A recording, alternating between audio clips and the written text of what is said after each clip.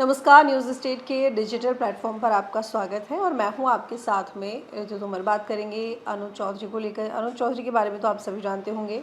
दरअसल अनुज चौधरी जो कि संभल के सीईओ हैं और अपने फैसलों को लेकर, अपने फरमानों को लेकर अक्सर वो सुर्खियों में रहते हैं, लेकिन इस बार उन्होंने ऐसा क्या बयान दे दिया है, क्या फरमान जारी किया है जिसकी वजह से वो सुर्खियों में है, इस पर थोड़ा बात करेंगे विस्तार से। लेकिन उससे पहले मैं आपको बता दूं कि अनुज चौधरी जो कि संभल में तैनात है सीईओ के पद पर, वो पहले भी कई बार इस तरह के बयान दे चुके हैं जिन पर कई बार चर्चाएं हो चुकी हैं। और हुआ ये भी है कि कहीं ना कहीं लोगों को उनकी बातें पसंद भी आती हैं और कुछ लोग ऐसे भी हैं, एक तबका ऐसा भी है जो उनकी बातों को पसंद नहीं करता है, लेकिन बहुत ही खरी बात बोलते हैं और कानून व्यवस्था को बनाए रखने के लिए काफ़ी स्ट्रिक्ट ऑफिसर हैं।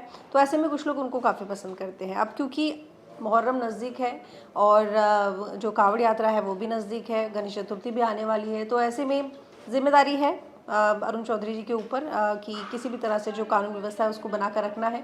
तो इस बार सीईओ अरुण चौधरी ने ना सिर्फ मुसलमानों के लिए बल्कि हिंदू के लिए भी फरमान जारी कर दिया है।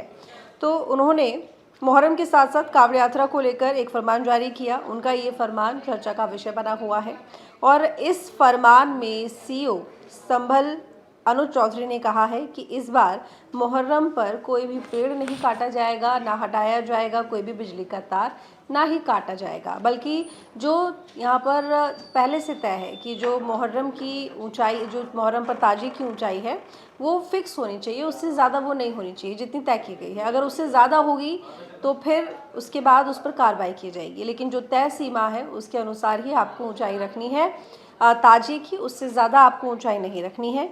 और इसीलिए मुहर्रम के दौरान निकलने वाले जुलूस के लिए ताजिया तय ऊंचाई के अनुसार रखने का उन्होंने सीधे तौर पर फरमान जारी कर दिया है। साथ ही उन्होंने कहा है कि कावड़ यात्रा में शामिल होने वाले जो डीजे हैं उनकी आवाज़ भी तय सीमा के अनुसार ही होनी चाहिए, उससे ज़्यादा खूब आवाज़ में वो नहीं बजने चाहिए, क्योंकि अक्सर आपने देखा है कि जब मुहर्रम का जुलूस निकलता है या फिर कावड़ यात्रा पर जो कावड़िए हैं वो जाते हैं तो डीजे की आवाज़ को लेकर या फिर जुलूस जो मुहर्रम पर निकलता है उस पर कोई ना कोई विवाद हो जाता है, किसी न किसी बात पर बहस हो जाती है। डीजे की आवाज़ पर ही कई बार आपने देखा होगा कि दंगे भड़क जाते हैं। और मुहर्रम क्योंकि काफ़ी संवेदनशील माना जाता है कुछ जुलूसों को, और कुछ ऐसे इलाके होते हैं जो संवेदनशील होते हैं, तो बहुत ज़्यादा प्रेशर प्रशासन के ऊपर होता है।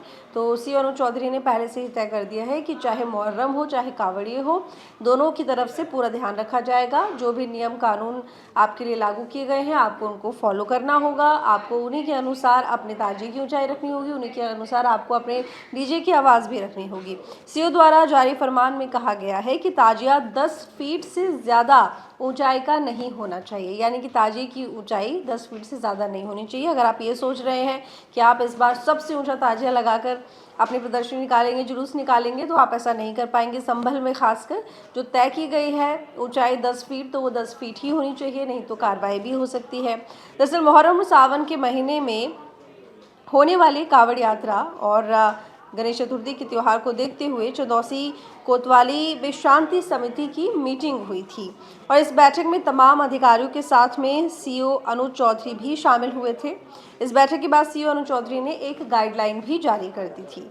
इस गाइडलाइन की जानकारी देते हुए संभल के सीईओ अनुज चौधरी ने फरमान जारी किया, जैसे कि मैंने अभी आपको थोड़ी देर पहले बताया कि 10 फीट ही रखनी है ऊंचाई ताजिए की, और मुहर्रम पर ना तो कोई पेड़ काटा जाएगा, ना ही बिजली की लाइन को बाधित किया जाएगा। सीईओ ने जारी आदेश में बताया कि कावड़ यात्रा में डीजे वालों की भी निर्धारित आवाज़ पर ही गाने बजाने सुनने की अनुमति होगी, इससे ज़्यादा आप तेज़ आवाज़ में गाने नहीं बजा सकते। अगर आपको ये लग रहा है कि आप अपने मन मुताबिक डीजे की आवाज़ कर पाएंगे तो आप ऐसा नहीं कर सकेंगे, आपके खिलाफ भी कार्रवाई हो सकती है। तो मुहर्रम से पहले सीईओ अनुज चौधरी के फरमान से खलबली मच गई है। जाहिर तौर पर जिस तरीके से हर बार उनका जो बयान है, फरमान है, वो चर्चा का विषय रहता है, इस बार भी कुछ ऐसा ही उनके इस नए फरमान को लेकर देखने को मिल रहा है। उन्होंने जारी फरमान में कहा है कि जो व्यक्ति पहले से ताजिया निकालता आया है सिर्फ वही ताजिया निकालेगा।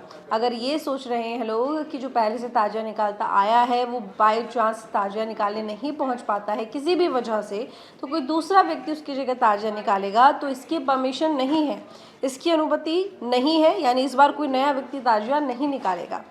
इस मौके पर डीएम डॉक्टर राजेंद्र पेंसिया ने मुहर्रम के जुलूस को लेकर लोगों से उनकी समस्याओं पर बात की और रास्ते आदि को सही कराने के निर्देश भी दिए हैं, क्योंकि वहां गुजरने वाले लोगों को किसी तरह की कोई परेशानी ना हो, इसकी तरफ भी ध्यान दिया जा रहा है। होता ये है कि जो जुलूस के लिए रास्ता तय किया जाता है, कभी कभी ऐसा होता है कि सड़कों की हालत ठीक नहीं होती या फिर बहुत ज़्यादा कंजस्टेड सड़कें होती हैं, इतनी ज़्यादा जो संख्या में जुलूस में लोग शामिल हैं वो निकल नहीं पाते, ताज़ा निकलने में दिक्कत होती है, या फिर कांवड़ियों के जो ट्रक होते हैं जिनका वो इस्तेमाल करते हैं यहाँ पर, या फिर छोटा हाथी होता है, मतलब डीजे लेकर जाते हैं, तो जिस भी वाहन पर लेके जाते हैं उसमें परेशानी को सामना करना पड़ता है। वो किसी तरह की दिक्कत परेशानी ना हो, या भीड़ इकट्ठा ना हो, या अन्य जो लोग आ जा रहे हैं उनको जुलूस की वजह से परेशानी ना हो, इसको देखते हुए राजेंद्र पेसिया ने ये निर्देश दे दिए हैं कि जहाँ पर भी कोई भी सड़क में किसी भी तरह की कोई दिक्कत है, परेशानी है, तो उसे जल्द ही दुरुस्त किया जाए। कोई गड्ढे देखने को मिल रहे हैं तो उन्हें भी जल्द से जल्द भरा जाए और जो सड़कों की हालत है वो ठीक की जाए। श्री अनुज चौधरी का बता दें आपको कि यहाँ पर कई बार श्री अनुज चौधरी की जो बयान है उनको लेकर विवाद हो चुका है, लेकिन जांच में उन्हें क्लीन चिट भी मिली है और सोशल मीडिया पर लोग उनके वीडियो को अलग अलग नज़रिए से वायरल करते हैं, कभी समर्थन में तो कभी आलोचना में। श्री अनुज चौधरी का कहना है कि मेरा वीडियो वायरल होने का मकसद खुद उनका प्रचार या विवाद खड़ा करना नहीं था, बल्कि प्रशासनिक सख्ती और कानून व्यवस्था का संदेश देना था। वीडियो मुहर्रम जैसे धार्मिक मौके पर शांति और सुरक्षा के लिए गाइडलाइन देने के उद्देश्य से जारी दिया गया था, न कि किसी राजनीतिक या सामाजिक एजेंडे के प्रचार प्रसार के लिए। तो ये तमाम बातें यहाँ पर श्री अनुज चौधरी ने कही हैं कि उनका खुद का मकसद ये नहीं होता कि उनके जो बयान है, फरमान है, वो वायरल हो जाए लोगों के बीच में, या फिर वो यहाँ पर किसी भी तरह से कोई भी जो धार्मिक मौके पर प्रचार प्रसार होता है वो करने के मूड में नहीं थे। उन्होंने जो ये बयान दिए हैं, फरमान जारी किए हैं, वो सिर्फ प्रशासनिक सख्ती के लिए, कानून व्यवस्था को बनाए रखने के लिए जारी किए हैं।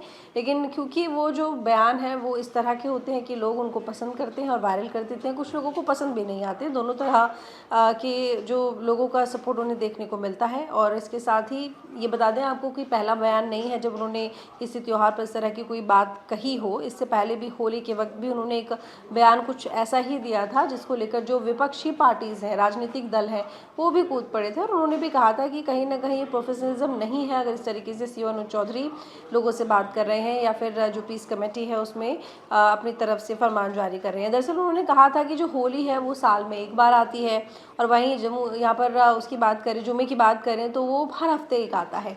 तो आपको ये समझना होगा कि होली एक साल में एक बार आती है और जुमे हर हफ्ते आता है, तो ऐसे में आपको इस बात का ध्यान देना है कि आप होली पर माहौल ठीक रखें या किसी भी तरह से कोशिश करें कि कोई भी विवाद ना हो लोगों के बीच में या किसी तरह की हिंसा ना हो।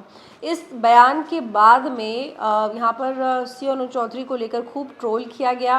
कुछ लोगों ने ट्रोल किया, कुछ लोगों ने उनके इस फरमान को लेकर जवाब में वीडियो भी बनाए और उसके बाद कुछ लोगों की गिरफ्तारी भी हुई। ये तमाम चीज़ें देखने को मिली थी। यहाँ तक कि अगर समाजवादी पार्टी की बात करें तो उनकी तरफ से भी कहीं ना कहीं ये बयान सामने आया था। तो श्री अनुज चौधरी की तरफ से जो फरमान जारी होते हैं वो इतने स्ट्रेट होते हैं कि उस पर सीधे तौर पर कंट्रोवर्सी हो जाती है, और इस बार भी कुछ ऐसे ही देखने को मिल रहा है।